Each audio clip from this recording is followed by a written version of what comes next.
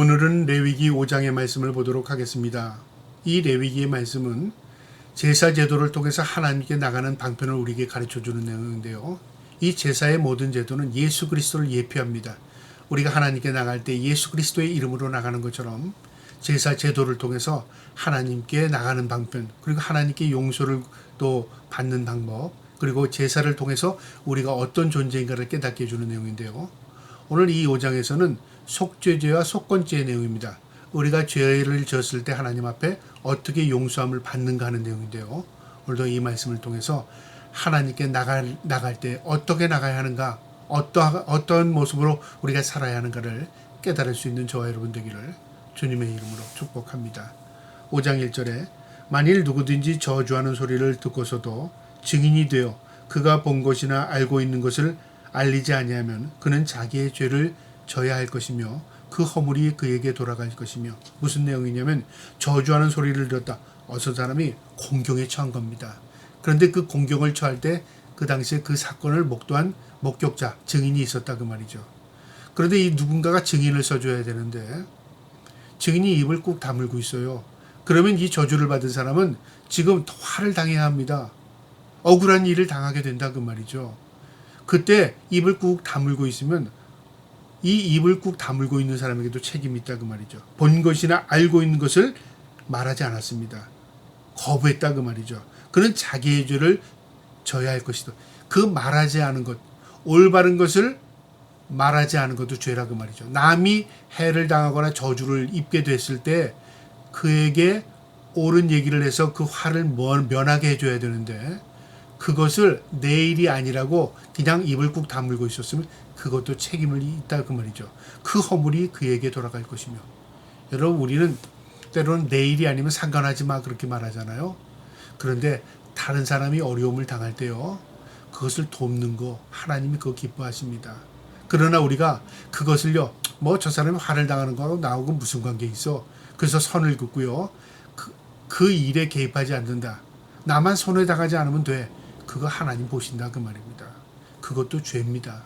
2절에 만일 누구든지 부정한 것들, 곧 부정한 들짐승이나 사체나 부정한 가축의 사체나 부정한 곤충의 사체를 만졌으면 부지중이라도 할지라도 그 몸에 더러워져서 허물이 있을 것이요. 이제 또 부정한 것들에 대한 죄입니다. 부정했다는 건 뭐냐? 죽은 것들을 만졌다 그 말이죠. 왜 이런 제도를 줬는가? 오늘날 우리가 죽은 것 만졌다고 너 부정해졌어 그렇게 말하지 않습니다. 이건 뭐냐? 하나님 앞에 나갈 때 방편입니다. 그러니까 하나님 앞에 제사를 드리고 하나님의 백성으로는 항상 거룩한 모습으로 살아야 하는데, 우리가 죽음을 쉽게 여기고 죽은 사체를 만지고 죽은 시체를 만지고 이런 거 구별해야 된다 그 말이죠. 왜냐하면 하나님의 백성으로 거룩하게 살아야 되기 때문에. 자, 그런데 이 부정한 일을 행하고도 실제로는 부지중이라는 것은 나도 의식하지 못할 때 부정한 일을 행한 거예요. 그러면 그때 당시에는 모를 수 있죠. 또 그것이 부정한지를 깨닫지 못할 수도 있습니다. 그런데 깨달을 때가 있어요. 하나님을 알게 되면 거룩이 무엇인가를 알게 되니까요. 깨닫게 될 때가 있다 그 말이죠. 3절에요. 만일 부지중에 어떤 사람이 부정에 닿았을 때 그 사람이 부정이 어떠한 부정이든지 그것을 깨달았을 때에는 허물이 있습니다. 허물이 있다는 건 뭘까요? 부정하다 그 말이죠. 몰랐을 때는 어떻게 돼요? 그 사람이, 다른 사람이 당신 부정해. 본인이 깨닫지 못했어요. 그런데 내가 정말 잘못했구나, 부정했구나 깨닫게 되면 어떻게 해요? 그때부터 그 부정이 허물이 된다 그 말이죠. 그러니까 중요한 사실은 깨달음입니다. 우리가 말씀을 읽고 깨달을 때 은혜가 임하는 것입니다. 똑같이 말씀을 읽어도요, 깨닫지 못하면 은혜가 임하지 않아요. 하나님 모르는 사람이 말씀을 읽는다고 은혜가 됩니까? 물론 하나님이 주시는 은혜가 있을 수 있겠지만, 일반적으로 하나님의 인도함을 따라 말씀을 읽을 때 깨달음이 옵니다. 그러나 하나님의 인도하심 없이 자기 그냥 지식으로 읽으면요, 이 말씀은 깨달음이 없는 겁니다. 죄에 대한 부분도 그렇습니다. 과거에는 내가 그 행동을 하고도 그게 무슨 죄야 라고 생각했을지 모르지만, 내가 믿음이 성숙하고 나서 그 행동을 할 때 그게 죄가 되는구나 깨달을 수 있죠. 그게 허물이 된다 그 말이죠. 그랬을 경우에 어떻게 하느냐? 4절에 만일 누구든지 입술로 맹세하여 악한 일을 이든지 선한 일이든지 하리라고 함부로 말하면 그 사람이 함부로 말하여 맹세한 것이 무엇이든지 그가 깨닫지 못하였다가 그것을 깨달음이 되었을 때에는 그중 하나에 그에게 허물이 되었을 것이니 또 입술로 맹세한 것이요. 그러니까 경솔하게 말한 거죠. 경솔하게 말했을 때 죄가 안 된다고 죄라고 생각하지 않았는데 시간이 지나고 나니까 내가 그거 죄네, 허물이네 깨달을 때가 온다 그 말이죠. 그러니까 내 행동, 내 말 그것들이 깨달아질 때가 있다 그 말이죠. 그때는 어떻게 해야 되나? 하나님 앞에 그 허물의 죄를 용서받아야 된다 그 말입니다. 5절에 이 중 하나의 허물이 있을 때는 아무 일에 잘못하였노라 자복하고 먼저 1차적으로 하나님 내가 잘못했습니다. 자신의 죄를 인정하는 겁니다. 그러니까 죄는요, 회개라는 것이 인정하는 행위입니다. 죄의 용서는요, 자기의 자복, 자신이 고백해야 용서가 따르는 겁니다. 나는 죄를 자백하지도 않는데 그래 없다고 하줄게, 용서해 줄게, 이럴 수 없는 거죠. 그래서 이 제사제도 속죄죄를 통해서 깨닫는 겁니다. 내가 죄인입니다.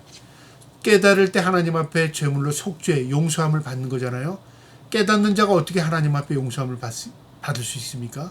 그래서 깨닫는 자, 깨달았을 때 내가 부정한 행동을 하거나 내가 부정한 말을 했을 때, 잘못된 말을 했을 때 깨달음이 오면 하나님 앞에 속죄죄를 드려라 그 말이죠. 6절에 그 잘못으로 말미암아 여호와께 속죄제를 드리되 양떼의 암컷 어린 양이나 염소를 끌어다가 속죄제를 드릴 것이요 제사장은 그 허물을 위하여 속죄할지라.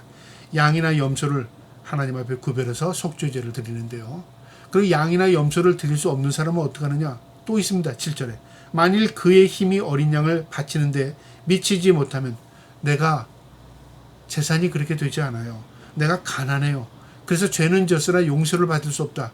그러면 어떻게 재물이 달라집니다. 그 지은 죄를 속죄하기 위해서 산 비둘기 2마리나 집 비둘기 새끼 2마리를 여호와께 가져가되 하나는 속죄 제물을 삼고 하나는 제물을 삼아 하나는 속죄 제물 하나님 앞에 용서를 구하는 것이고 하나는 제물이 되어 하나님 앞에 드려진다 그 말이죠. 그래서 하나님 앞에 용서할 수 있는 방법은 빈부의 차이가 아니라 그 깨달음의 차이, 마음의 차이다 그 말이죠. 8절에 제사장에게로 가져갈 것이요 제사장은 그 속죄 제물을 먼저 드리되 그 머리를 목에서 비틀어 끊고 몸은 아주 쪼개지 말며 이 비둘기는 작으니까 몸을 쪼갤 필요 없이 비틀어 죽여서 이제 제물로 드리는 겁니다. 9절에 그 속죄 제물이 피를 제단 곁에 뿌리고 그 남은 피는 제단 밑에 흘릴지니 이는 속죄제요 그 다음 것은 규례대로 번제를 드릴지니 제사장이 그의 잘못을 위하여 속죄한즉 그가 사함을 받으리라. 제물은 그의 죄를 위해 대속해서 죽고 그 제물은 제사장의 손을 통해서 하나님 앞에 속죄 제물 번제가 된다 그 말입니다. 11절에 만일 그의 손이 산비둘기 2마리나 집비둘기 2마리에도 미치지 못하면 그 비둘기도 드릴 수 있는 형편이 되지 않아요. 어려운 가난함입니다. 그런 사람도 용서받을 수 있다 그 말이죠. 그의 범죄로 말미암아 고운 가루 10분의 1 에바를 예물로 가져다가 속죄 제물로 드리되 이는 속죄 제물인즉 그 위에 기름을 붓지 말며 유황을 넣지 말고 그러니까 하나님 앞에 곡식 빤 그 곡식을 에바 10분의 1 에바 작은 양입니다. 그거일지라도 하나님 앞에 그것을 드림을 통해서 용서를 구하는 겁니다. 12절에 그것을 제사장에로 가져갈 것이요 제사장은 그것을 기념물로 한 움큼을 가져다가 제단 위에 여호와의 화제물 위에서 불사를 지니 이는 속죄제라.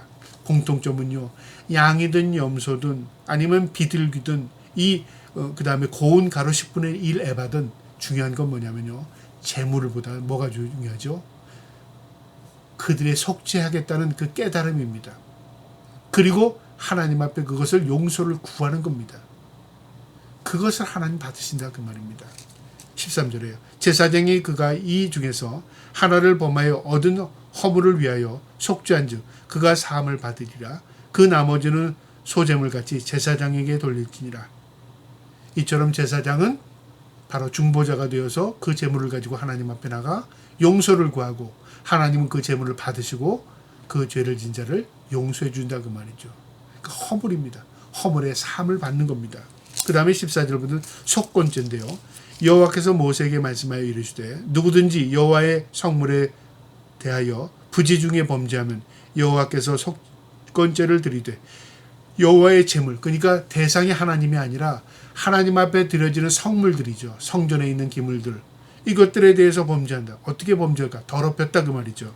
내가 지정한 가치를 따라 성소의 세겔, 세겔 은에 상당한 흠없는 순양 양떼 중에서 끌어다가 속건제를 드려서 성물에 대한 잘못을 보상하되 그것이 5분의 1을 더하여 제사장에게 줄 것이며 제사장은 그 속죄제의 순양으로 그를 위하여 속죄인즉 그가 사함을 받으리라.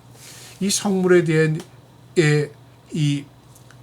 그 죄를 짓게 되면 거기에는 5분의 1을 더해서 드린답니다. 그러니까 예를 들어서 성전의 기물을 깨뜨렸던가 파손시켰던가 어떤 흠을 냈으면 그것을 보상하는데요. 그대로 보상하는 게 아니라 그거에 5분의 1을 더해서 그것에 대해서 갚아라 그 말이죠. 그게 무엇을 의미합니까?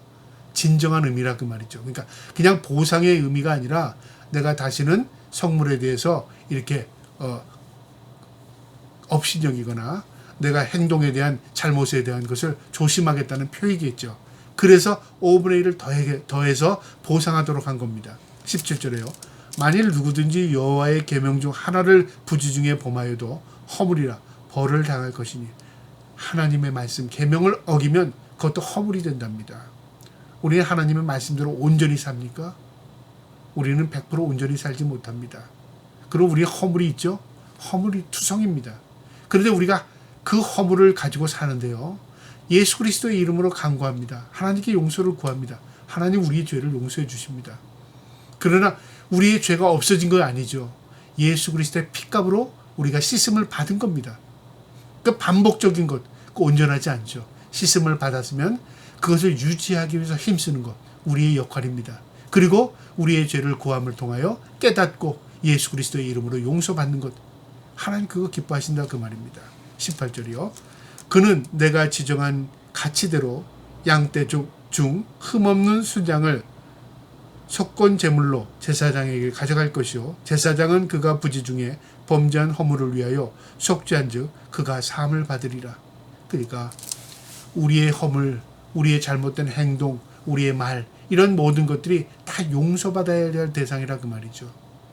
행위도 이처럼 하나님은 우리가 거룩하길 원하십니다. 구별된 삶을 원하신다 그 말이죠. 그것을 온전히 해가지 못할 때 제사를 통해서 깨닫게 하는 겁니다. 그리고 하나님 앞에 온전한 백성으로서 살기를 하나님 기뻐하신다 그 말입니다. 마지막 19절에 이는 속건죄니 그가 여호와 앞에 참으로 잘못을 저질렀음이라. 중요한 말씀입니다. 속건죄는 무엇을 의미하냐면 내가 잘못을 저지른 걸 깨닫게 하기 위해서 하나님 앞에 드려지는 제사라 그 말이죠. 전제 조건을 깨닫지 못하면 제사의 의미가 없는 거죠. 깨달으면 하나님 앞에 용서를 구하는 것, 하나님 받으신 제사라 그 말이죠. 여러분 우리의 마음에 기억하시기 바랍니다. 우리가 죄를 짓는 것, 우리가 죄를 짓지 말아야 합니다. 그러나 죄를 지었다면 우리가 어떻게 해야 합니까? 깨달아야 합니다. 내가 죄인인 것을. 그리고 하나님 앞에 용서를 간구하고 하나님 앞에 다시 회복을 간구해야 하는 것입니다. 그럴 때 우리가 하나님과 우리의 관계가 회복되는 것입니다. 저와 여러분이 늘 하나님의 은혜 가운데 죄를 멀리하되 우리가 죄를 지었을 때는요. 늘 하나님 앞에 용서를 구하고 그리고 거룩함을 회복하며 살 수 있기를 주님의 이름으로 축복합니다. 아멘.